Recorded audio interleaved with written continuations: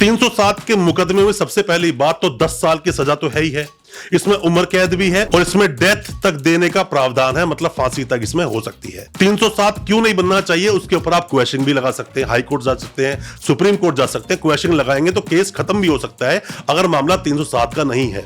देखा जाता है कि चोट कितनी लगी, चोट कितनी सीरियस थी, चोट कितनी गहरी थी। दोस्तों कई बार आप लोग हमसे सवाल पूछते हैं कि क्या 307 आईपीसी का जो मुकदमा होता है जिसे बोलते हैं अटेम्प्ट टू मर्डर या लोग इसे हाफ मर्डर भी बोलते हैं, इस मामले में क्या एंटीसिपेटरी बेल हो पाती है?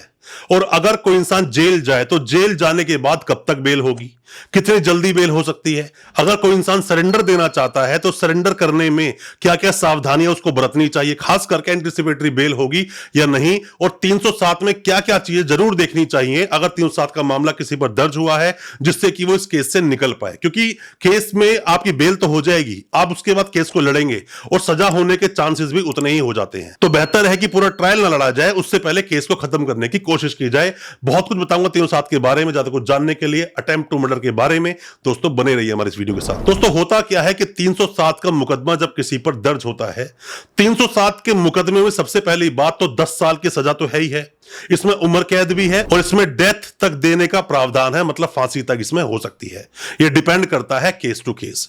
इसमें तीन चीजें बहुत ज्यादा महत्वपूर्ण रोल प्ले करती हैं। सबसे पहली बात आती है पॉसिबिलिटीज। मतलब पॉसिबिलिटीज क्या है? मतलब कि जब किसी इंसान को मारा गया, आपने गोली चलाई, आपने तलवार से मारा, आपने चाकू से मारा, किसी भी तरह से कुछ भी वेपन से आपने किसी इंसान को मारने की कोशिश की, तो उस इंसान को अगर वो चोट लगती या चोट लगने के बाद उसकी डेथ हो सकती थी या नहीं, पॉसिबिलिटीज कितनी है ये चीज देखी जाती है, बहुत ज्यादा जरूरी होती है। दूसरा आता है रीजनेबल डाउट। मतलब कि डाउट तो नहीं है कहीं कि इंसान मरेगा कि नहीं मरेगा। अगर रीजनेबल डाउट कहीं पर नहीं है कि इस इंसान ने उसको मारा और वो मर ही जाता, इस इंसान की इंटेंशन भी बहुत ज्यादा क्लियर थी, तो ऐसे में 307 लगेगा ही लगेगा। सबसे बड़ा पार्ट होता है इंटेंशन का।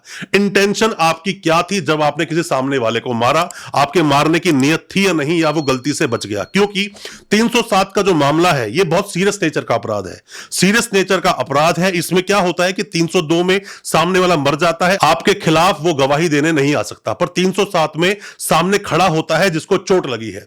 अब बात यह आती है कि इसमें एंटीसिपेटरी बेल होगी। दोस्तों एंटीसिपेटरी बेल तो किसी भी केस में हो सकती है, डिपेंड करता है कि आप उस केस को कैसे प्रेजेंट करते हैं। केस को बहुत अच्छे से अगर आपने प्रेजेंट किया, आपकी एंटीसिपेटरी बेल भी होगी, केस भी पूरा खत्म हो जाएगा। ये डिपेंड करता है केस टू केस। अब जैसे हम जो अपनी प्रैक्टिस करते हैं जिस भी कोर्ट के अंदर, कि क्रिमिनल वकील हम लोग हैं, तो क्रिमिनल केसेस को ही हम लोग फाइट करते हैं। हम हमेशा सामने वाले को बोलते हैं कि एफआईआर को बहुत अच्छे से पढ़े। आप कोई भी नए वकील साहब हैं, कोई भी लॉ स्टूडेंट है, कोई भी कानूनी जानकारी लेना चाहते हैं, आपका सगा संबंधी जानकार कोई जेल में है, सभी के काम की ये वीडियो है। क्यों है वीडियो? कि आपको पहले तो एफआईआर को बार बार पढ़ना है। एफआईआर को 3-4 बार पढ़ोगे तो उसके अंदर से कोई ना कोई फैक्ट आपके सामने निकल जाएगा। कई बार मामले क्या होते हैं कि मामले छोटी सी चोटी के होते हैं, पर उन मामलों को 307 का कलर देकर 307 बना दिया जाता है। और अगर ऐसा बनाया है तो आप जैसे ही बेल लगा रहे हैं, बेल के अंदर इन मुद्दों को उठाना चाहिए। 307 क्यों नहीं बनना चाहिए उसके ऊपर आप क्वेश्चन भी लगा सकते हैं, हाई कोर्ट जा सकते हैं, सुप्रीम कोर्ट जा सकते हैं। क्वेश्चन लगाएंगे तो केस खत्म भी हो सकता है अगर मामला 307 का नहीं है। देखा जाता है कि चोट कितनी लगी, चोट कितनी सीरियस थी, चोट कितनी गहरी थी, चोट जो सामने वाले को मारी गई, क्या उससे वो मर सकता था? 307 में सब बातें देखी जाती हैं। आपकी एंटीसिपेटरी बेल भी हो सकती है, आपकी रेगुलर बेल बात करें जेल जाने के बाद में, तो मामला बड़ा पेचीदा बन जाता है। पर यहां पर भी मैं सभी को एडवाइस देना चाहूंगा, जितना ज्यादा हो सके 307 पर आर्ग्यू करो कि 307 नहीं बनता है। बहुत सारे मामले मैंने अब तक फाइट किए हैं, हम बहुत सारे मामलों में फाइट करते हैं। जब हम जाते हैं कोर्ट के अंदर तो देखते हैं कि वो केस 307 का था ही नहीं, और जब 307 पर आर्ग्यू करते हैं लोगों की बेल भी होती है, इवन कि लोगों केस खत्म भी होता है। ऐसा नहीं क्वेश्चन नहीं हो सकता, क्वेश्चन भी होता है। आप अपने केस को अपने वकील साहब को बहुत अच्छे से समझाएंगे और वकील साहब बहुत अच्छे से केस को पढ़ेंगे, तो मेरा मानना है कि आपकी बेल जल्द से जल्द होगी, आप इस केस से बाहर निकल जाओगे। सरेंडर करना चाहते हो 307 में, आपने बेल हर जगह लगाई, बेल डिसमिस हो गई। जैसे कि हम कई बार जब सुप्रीम कोर्ट में किसी इंसान की बेल लगाते हैं 307 में, तो हम हमेशा पूछते हैं क्रॉस एफआईआर का मामला तो नहीं है कहीं वो, और कई बार क्रॉस एफआईआर का मामला निकल जाता है कि मतलब पहले आपने उस पर कोई एफआईआर की थी, बाद में लड़ाई झगड़े में उसने आप पर एफआईआर कर दी। यह पुरानी रंजिश का मामला निकलता है बहुत बार पुलिस से साठ गांठ करके 307 लगवा दी जाती है, यह भी मामला कई बार निकलता है। तो ये सब बातें पता होनी चाहिए। सुप्रीम कोर्ट में जब इन बातों को रेज करते हैं तो लोगों को बेल मिलती है, ऐसा नहीं है बेल नहीं मिलती। बस आप केस को बहुत अच्छे से प्रेजेंट करें। सरेंडर करना चाहते हो तो सरेंडर, मेरी एडवाइस है आप लोगों को कि सरेंडर आप कोर्ट में करें, आप सीधा पुलिस के पास ना जाए। पुलिस उसको अरेस्ट दिखाएगी और बाद में आपके साथ प्रॉब्लम होगी। भगोड़े थे आप, फरार थे इस केस में, बाद में पकड़ा गया है तो यही हवाला बार बार कोर्ट में दिया जाएगा और आपकी बेल नहीं होगी।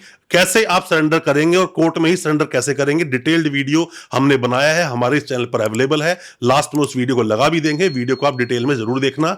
रिमांड क्या बोलता है, रिमांड कैसे होता है, पुलिस चार्जशीट कैसे बनती है, सब पर वीडियोस हमारे इस चैनल पर अवेलेबल है। 307 का मामला सीरियस होता है, इसमें सामने वाले की इंटेंशन देखी जाती है और भी बहुत कुछ देखा जाता है। दोस्तों, आपके दिल में कोई भी किसी भी तरह का सवाल है, कमेंट बॉक्स में अपने सवालों को पूछें। ऑनलाइन कंसल्टेंसी चाहते हैं, दिए गए नंबर पर आप व्हाट्सएप करें, हम आपको उस पर रिप्लाई करेंगे। और अच्छा लगा आज का वीडियो तो हमारी वीडियो को ज्यादा से ज्यादा अपने दोस्तों, परिजन, परिवार तक शेयर करें ताकि वो भी अपने आप को कानूनी जानकार बना सकें। और हमारे चैनल को सब्सक्राइब करना बिल्कुल ना भूलें, साथ में लगा बेल आइकन जरूर दबा दें ताकि इसी तरह की लीगल अवेयरनेस की वीडियोस आप तक पहुंचा सके सबसे पहले। बहुत बहुत शुक्रिया दोस्त, धन्यवाद हमारी इस वीडियो के साथ बने रहने के लिए।